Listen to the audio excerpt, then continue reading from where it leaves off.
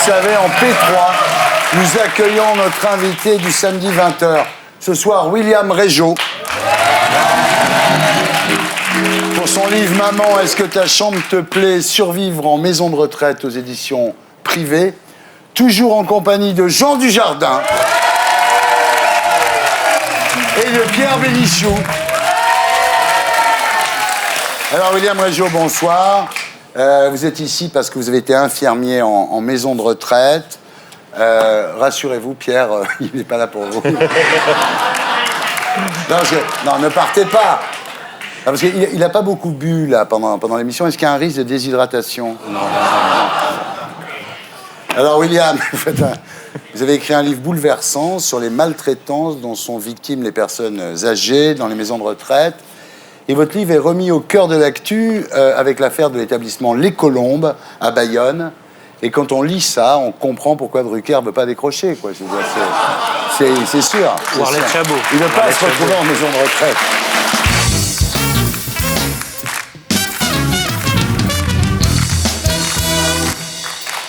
Alors, William Régeau, bonsoir. Publié aux éditions privées. Maman, est-ce que ta chambre te plaît ? Survivre en maison de retraite, qui est un bouleversant témoignage sur les conditions de vie des pensionnaires de ces établissements. Voilà. D'abord, votre expérience. Donc, après quelques stages, vous êtes embauché dans une première maison de retraite qui s'appelle La Sirène, en Alsace. Alors, dès le début, évidemment, le pire vous est réservé. Les odeurs, la saleté, les traces de merde sur les murs, dites-vous, les dentiers qui traînent dans les lits, et la nourriture des jours précédents qui reste là sans que personne ne l'enlève, quoi. Je veux dire, le pipi, le caca, je passe ma journée dedans. Non, ce qui me gênait, c'était effectivement les traces de merde sur les murs séchés que personne n'avait nettoyés. Et ce qui me gênait, c'était de voir des vieux à l'abandon, livrés à eux-mêmes. Moi, j'étais assez choqué, mais ça ne choquait que moi. Ou en tout cas, si ça choquait d'autres personnes, on en parlait peu. Ouais. Vous n'avez pas eu envie d'arrêter à ce moment-là ? Non, j'ai pas eu envie d'arrêter. Je pense que c'était important, au contraire, de continuer, de me dire, écoute, il faut que tu vois ça et qu'un jour tu puisses témoigner. Ouais. À l'époque, j'étais intérimaire parfois et je me disais, tu vas rester là 2 semaines, 3 semaines, et puis tu iras voir ailleurs. Et puis j'arrivais dans une autre mission d'intérim, dans une autre maison de retraite et je retrouvais les mêmes conditions. Ouais. Je me disais, bon, tu joues de malchance en fait. Et au bout de la 10e maison de retraite où on joue de malchance, on se dit, il y a quand même un petit problème dans ce pays, peut-être. Ouais. Alors voilà, ensuite vous venez travailler à Paris, dans une résidence qui est dans le top 5 des maisons de retraite. Pour le Nouvel Observateur, c'est la meilleure. Hein. Oui, mais quand on voit comment les journalistes font leurs enquêtes, ils arrivent comme dans les prisons, quoi. Tout est briqué, tout est parfait. C'est comme quand la DAS vient. Exactement. Ouais. Voilà. Alors ça coûte quand même 6 500 € par mois, il faut quand même le préciser. Oui. Ouais. Et la direction mégote surtout. Hein. Oui. C'est ce qui me gênait le plus, moi, c'est que les gens payent autant. Et je me dis, quand on paye 6 500 €, on a droit quand même à un service de qualité. Mais non, Ouais. c'est pas ça. Alors là, déjà, le personnel, vous parlez d'Africaines non diplômées, mal payées, peu considérées. Donc rien que ça, déjà. C'est-à-dire les gens qui sont en contact avec les malades, avec les vieillards, en tous les cas, ne sont même pas à la hauteur de leur tâche, quoi. Ce sont des tâches qui sont tellement ingrates pour aller quand même nettoyer des personnes âgées tous les jours. C'est un boulot qui est très dur, des personnes âgées démentes. Donc on trouve du personnel qui n'est pas qualifié, qu'on sous-paye. Et c'est des filles qui n'ont pas trop le choix. Soit elles font ça, soit elles font caissière. Et encore, comme souvent certaines sont africaines, est-ce qu'elles vont trouver du boulot en tant que caissière? Là, on les prend. On les balance avec des personnes Alzheimer, des personnes démentes, et puis des mères de toi. Alors voilà, mais malgré tout, vous prenez l'amitié pour un couple, c'est très touchant dans votre bouquin. Ils ont 96 ans, ils s'appellent Monsieur et Madame Guénantin. Et alors, ce qui est terrible, c'est que leurs économies leur permettent de vivre dans cette maison de retraite encore 1 an et demi. Donc voilà, ça veut dire qu'après, ils savent même plus où ils vont aller, c'est ça. Ils vont aller dans la rue, quoi. C'est dur. Ouais. Je suis avec des gens qui me disent, on n'a pas beaucoup d'économies. Le peu qu'on a nous permet de durer, donc on a envie de vivre parce qu'on a quand même envie d'être tous les deux. Ils sont pas séparés, hein. C'est rare, Ouais. un couple d'amoureux. 96 ans, voilà. ouais. Mais en même temps, on espère qu'on va pas vivre trop longtemps parce que quand on aura plus de sous, qu'est-ce qu'ils vont faire de nous? Ils vont nous mettre à la rue. Promettez-nous qu'on partira pas à la rue. Bon, ça c'est dur, c'est très dur. Alors voilà, bon, il y a des trucs terribles. Il y a la fille qui refuse de tenir la main de quelqu'un qui est en train de mourir. Je jette pas la pierre. J'ai tenu la main d'une dame qui est morte. Je me rappelle encore son nom. Je me rappelle encore de la chambre. C'est des choses qui m'ont vraiment marqué. Je suis heureux de l'avoir fait, mais je m'en souviens encore. Et je pense pas que je puisse le faire 20 fois, 30 fois indéfiniment. C'est pas possible. Donc je ne jette pas la pierre sur mes collègues. Alors voilà, donc évidemment, il y a les aides-soignantes qui posent les plateaux repas un peu trop loin. Pourquoi ? Parce qu'il faut distribuer 25 plateaux repas en 10 minutes. Donc on pose le plateau, puis on dit bon appétit, on s'en va. Puis elle vient me voir, elle me dit ah bah il a rien mangé. Ouais. Et il perd 4 kilos en une semaine. Voilà. Ou de la nourriture qui a un mâchable. Bah ça, c'est un grand classique. On a une grande boîte, on a la Sodexo qui nous fait de la nourriture. Alors, les grands repas mexicains avec des nachos ou avec des nems. Ouais. On met un chapeau mexicain sur la tête des vieux, on prend des photos. Ah, qu'est-ce qu'on est heureux à la maison de retraite. Et puis les vieux, ils ont un dentier, ils ont des nems, ils n'arrivent même pas à le manger. Ouais. Voilà, la nourriture n'est pas adaptée. Mais voilà, on a fait une animation. Voilà, Sodexo a fait une animation. Alors évidemment, ce qui est le plus terrible dans votre bouquin, c'est la maltraitance. Alors par exemple, les vieux, c'est très long de les amener aux toilettes. Donc on leur met des couches et on ne change pas les couches. Donc évidemment, ils sont là-dedans toute la journée. Enfin, je veux dire, moi, quand je lis ce livre, je te jure, ça me file une haine. Disons que pour beaucoup de soignants, ça arrange que les vieux soient incontinents. Ça nous arrange. Parce qu'un vieux incontinent, on lui met une couche et on se pose plus de questions. Alors qu'un vieux qui est continent, c'est quelqu'un qui va sonner, qu'il va falloir ramener 10 fois par jour aux toilettes. Et au bout d'un moment, on va s'énerver, on va lui proposer une couche. Moi, quand j'étais jeune, vraiment jeune soignant, je me disais, putain, mais c'est pas possible, on peut pas mettre des couches aux gens. Quand ils sont continents, c'est inimaginable. Et ensuite, en tant que soignant, quand on m'appelle 40 fois par jour, je en viens à penser que oui, la couche est une solution. Il y a des exemples que vous donnez, par exemple, c'est qu'on attache les malades au pied du lit, comme un chien en laisse, quoi. C'est vrai, ça, non? Alors, on a le droit d'attacher les malades, mais sur prescription médicale. Jamais au pied du lit comme un chien. On peut attacher quelqu'un, il y a des déments qui peuvent se maltraiter eux-mêmes, se frapper eux-mêmes. Donc, on a le droit de les attacher avec une ordonnance. Par contre, oui, je parle d'une dame qui m'a expliqué, qui m'a raconté ce cas dans le 77, où on attachait des patients comme des chiens. Mais ça, c'est fréquent. Moi, je l'ai vu dans des endroits où on attache les patients au fauteuil pour pas qu'ils se lèvent, parce que s'ils se lèvent, ils vont déranger le soignant. Alors, c'est cinglé, cette histoire. Bon. Alors, il y a les douches glacées, évidemment. Alors, évidemment, au bout d'un moment, ils meurent. Ils attrapent des rhumes, ils meurent. C'est pas qu'elles sont glacées, c'est que la fille a 10 minutes pour faire une toilette. Elle n'a pas le temps d'attendre l'eau chaude. Donc elle va au plus pressé et elle fait une douche à l'eau froide. Voilà, on n'attend pas l'eau chaude. Bon, alors, évidemment, pas question de parler de soutien psychologique. Vous entendez une dame qui dit « j'ai envie de mourir » et l'infirmière, enfin l'aide-soignante lui répond « mais non, vous n'avez pas envie de mourir ». Évidemment, la fille, on comprend aussi. Elle n'est pas formée en Elle même gagne un SMIC, elle est là, elle bosse 12 heures par jour.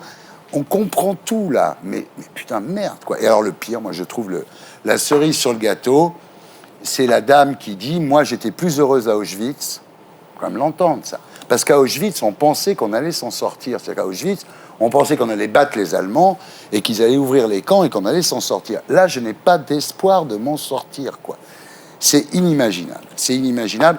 Et alors, vous racontez, en plus, cette espèce de mécanisation du service médical. C'est un collègue qui vous explique qu'en clinique, ils ont une grille de minutage du temps relationnel. C'est-à-dire qu'on leur dit au départ, une patiente qui a perdu sa mère, c'est 16 minutes.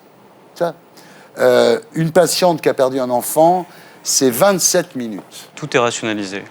Vraiment. Tout ça est rationalisé parce qu'en fait, les groupes qui possèdent les maisons de retraite sont cotés en bourse. Donc, ils veulent faire du bénéfice. C'est-à-dire que les gens qui sont dans ces maisons de retraite sont victimes, comme les ouvriers français qui se suicident, de cette société financiariste. Moi, quand j'entends France Télécom 25 suicidés, et quand je vois ce que j'ai vu en maison de retraite, c'est strictement le même problème. Ouais. Pourquoi on maltraite des vieux? On maltraite pas parce qu'on est sadique ou qu'on est violent, c'est une minorité. Ouais, on maltraite des vieux parce qu'on est pressurisé par un système qui nous fait faire 25 toilettes en 3 heures.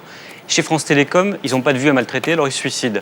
Nous, qu'est-ce qui se passe? On maltraite des vieux, on les bouscule, on va vite. Voilà comment ça se passe. Et puis il y a aussi cette idée, William, de considérer les vieux comme des objets parce que finalement c'est moins impliquant. On déshumanise. Si vous avez quelqu'un avec un nom, un prénom, je vais pas vous maltraiter. Alors que si vous êtes Madame Machin de la chambre 102, ça va plus vite. Mais ça commence toujours comme ça. On tutoie, on appelle mamie. Et puis on déshumanise et ça permet d'aller plus vite. Oui, dans les années 30, on appelait les Juifs des rats. Comme ça, quand on les a raflés, on raflait pas des êtres humains, on raflait des rats. Donc c'est exactement pareil. C'est-à-dire qu'on commence toujours par chosifier la personne qu'on veut.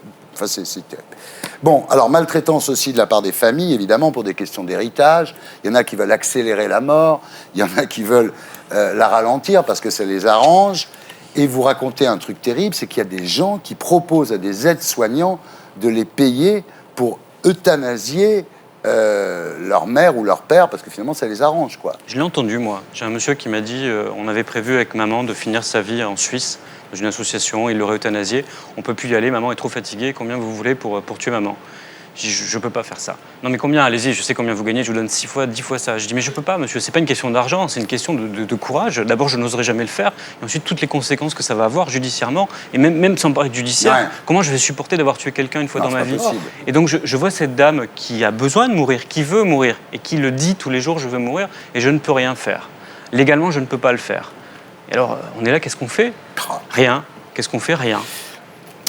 Alors, le pire, c'est la peur. C'est-à-dire que des gens qui sont victimes de maltraitance dans ces cliniques, disons, dans ces maisons de retraite, on leur dit, écoutez, si vous vous plaignez, ça va être pire demain. Donc ces pauvres vieux qui n'ont rien, ils ne savent pas se défendre, donc ils ferment leur gueule, la famille ferme sa gueule. Comment la condition des enfants maltraités, de ce qu'on appelait les enfants de l'assistance avant, s'est améliorée beaucoup. Pourquoi est-ce qu'avec les vieux, on n'y arrive pas? C'est la pompe à fric aussi, c'est un or gris.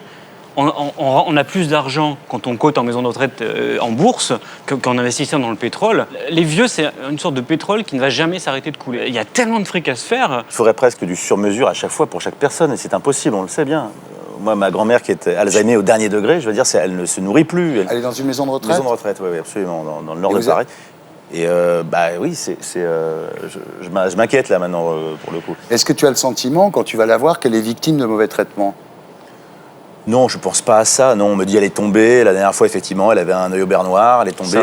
Ça arrive aussi. Donc, il y a un moment, on va pas commencer à accuser, etc. Mais c'est effectivement, les chiottes sont dégueulasses, effectivement. Mais bon, je leur jette pas la pierre. Je sais pas du tout comment ça fonctionne. Maintenant, voilà, j'écoute. C'est une question de fric, c'est une question de moyens. Voilà. Au lieu de faire du profit, il faudrait le mettre dans les soignants. Il faut débloquer, mais ça coûte des milliards. Bon, mais l'État dépense quand même 6 ou 7 milliards par an pour les vieux, quand même, non? C'est pas suffisant, il faut des moyens humains. Mais si on faisait à vos enfants ce qu'on fait à vos vieux, il y a beaucoup de crèches qui fermeraient. Mais de suite, tu aurais le Parisien qui serait là, tous les médias seraient là. Mais les vieux, on les voit pas, les vieux n'existent pas. Les vieux nous font peur de toute façon. On veut pas vieillir, ça nous emmerde de vieillir. On veut pas, c'est les autres, les vieux. Puis regardez les reportages qu'on voit à la télé, à chaque fois on voit 10 vieux alignés en train d'écouter de la musique. On veut pas voir ça. Comment ça se fait qu'on l'apprenne maintenant, ça? C'est pas qu'on l'apprend maintenant, c'est que ça fait longtemps qu'on en parle, mais les médias ne veulent pas en parler, ça fait fuir. Et c'est un problème de santé qu'on ne sait pas, on n'en a pas parlé jusqu'à maintenant. Et quand on en parlait, les gens regardaient ailleurs. Parce qu'on se disait, de toute façon, les vieux, c'est jamais nous. C'est comme le con, c'est jamais nous le con, c'est toujours l'autre. Le vieux, c'est toujours là, c'est plus tard. Puis quand vous aviez 20 ans, le vieux, il avait 30 ans, 40 ans. Maintenant, vous avez votre âge. Et le vieux, il a quel âge? Il a 30 ans de plus que vous. C'est jamais vous, le vieux. Et ça sera jamais vous, le vieux.